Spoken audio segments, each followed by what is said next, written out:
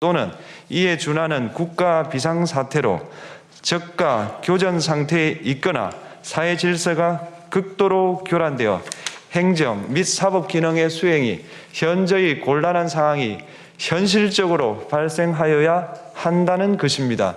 피청구인은 야당이 다수 의석을 차지한 국회의 이례적인 탄핵소추 추진, 일방적인 입법권 행사 및 예산 삭감 시도 등의 전횡으로 인하여 위와 같은 중대한 위기사항이 발생하였다고 주장합니다. 피청구인의 취임 후 이 사건 계엄 선포 전까지 국회는 행안부 장관, 검사, 방통위위원장, 감사원장 등에 대하여 총 22건의 탄핵소추안을 발의하였습니다.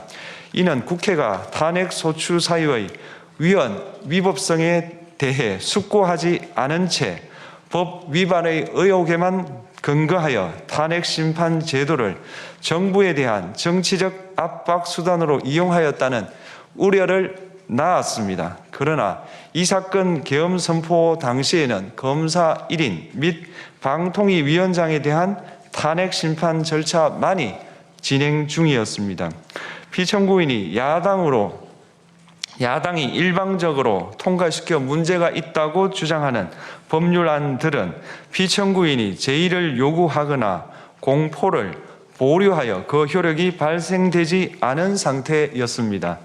2025년도 예산안은 2024년 예산을 집행하고 있었던 이 사건 계엄 선포 당시 상황에 어떠한 영향을 미칠 수 없고 위 예산안에 대하여 국회 예결특위의 의결이 있었을 뿐 본회의의 의결이 있었던 것도 아닙니다. 따라서 국회의 탄핵소추, 입법, 예산안 심의 등의 권한 행사가 이 사건 계엄 선포 당시 중대한 위기 상황을 현실적으로 발생시켰다고 볼 수 없습니다. 국회의 권한 행사가 위법, 부당하더라도 헌법재판소의 탄핵 심판, 피청구인의 법률안 제의 요구 등 평상시 권력 행사 방법으로 대처할 수 있으므로 국가 긴급권의 행사를 정당화할 수 없습니다. 피청구인은 부정선거 의혹을 해소하기 위하여 이 사건 계엄을 선포하였다고도 주장합니다.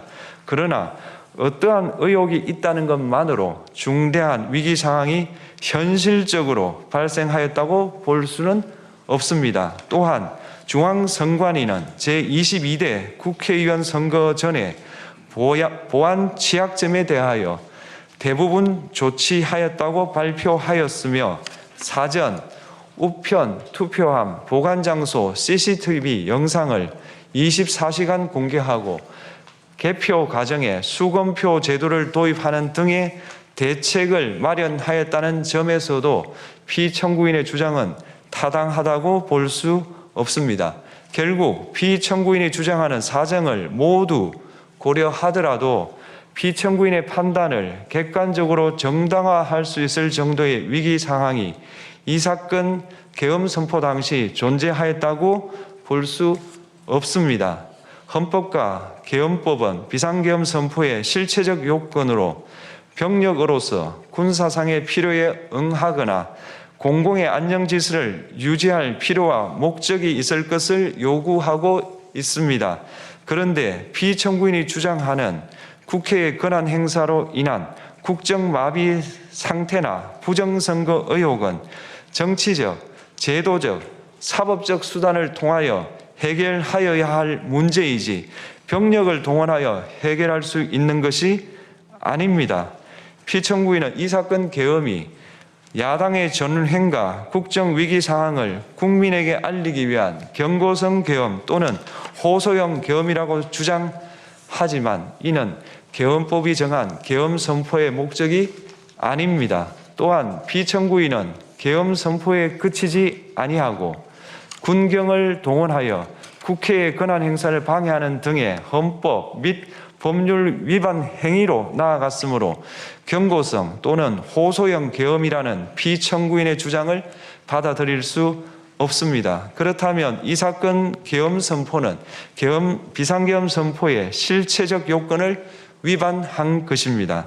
다음으로 이 사건 계엄 선포가 절차적 요건을 준수하였는지에 관하여 보겠습니다. 계엄 선포 및 계엄사령관 임명은 국무회의의 심의를 거쳐야 합니다.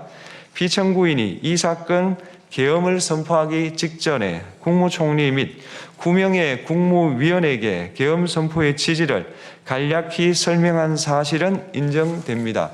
그러나 피청구인은 계엄사령관 등 이 사건 계엄의 구체적인 내용을 설명하지 않았고 다른 구성원들에게 의견을 진술할 기회를 부여하지 않은 점을 고려하면 이 사건 계엄 선포에 관한 심의가 이루어졌다고 보기도 어렵습니다. 그 외에도 피청구인은 국무총리와 관계 국무위원이 비상계엄 선포문에 부서하지 않았음에도 이 사건 계엄을 선포하였고 그 시행 일시, 시행 지역 및 계엄사령관을 공고하지 않았으며 지체 없이 국회에 통고하지도 않았으므로 헌법 및 계엄법이 정한 비상계엄 선포의 절차적 요건을 위반하였습니다. 2. 국회에 대한 군경 투입에 관하여 보겠습니다. 피청구인은 국방부 장관에게 국회에 군대를 투입할 것을 지시하였습니다. 이에 군인들은 헬기 등을 이용하여 국회 경내로 진입하였고 일부는 유리창을 깨고 본관 내부로 들어가기도 하였습니다. 피청구인은 육군 특수전 사령관 등에게 의결 정족수가 채워지지 않은 것 같으니 문을 부수고 들어가서 안에 있는 인원들을 끄집어내라는 등의 지시를 하였습니다.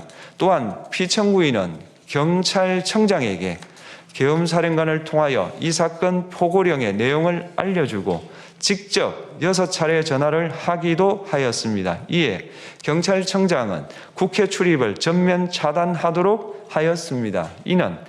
이로 인하여 국회로 모이고 있던 국회의원들 중 일부는 담장을 넘어가야 했거나 아예 들어가지 못하였습니다. 한편 국방부 장관은 필요시 체포할 목적으로 국군 방첩사령관에게 국회의장, 각 정당 대표 등 14명의 위치를 확인하라고 지시하였습니다.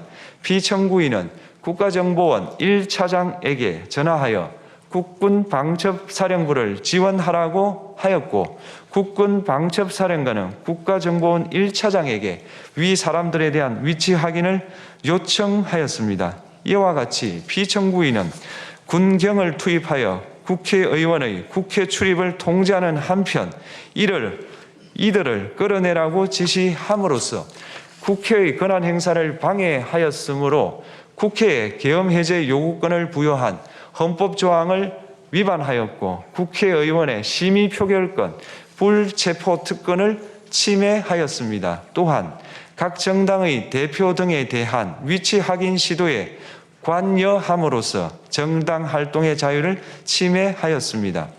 피청구인은 국회의 권한 행사를 막는 등 정치적 목적으로 병력을 투입함으로써 국가 안전보장과 국토방위를 사명으로 하여 나라를 위해 봉사하여 온 군인들이 일반 시민들과 대치하도록 만들었습니다. 이에 피청구인은 국군의 정치적 중립성을 침해하고 헌법에 따른 국군 통수 의무를 위반하였습니다. 3.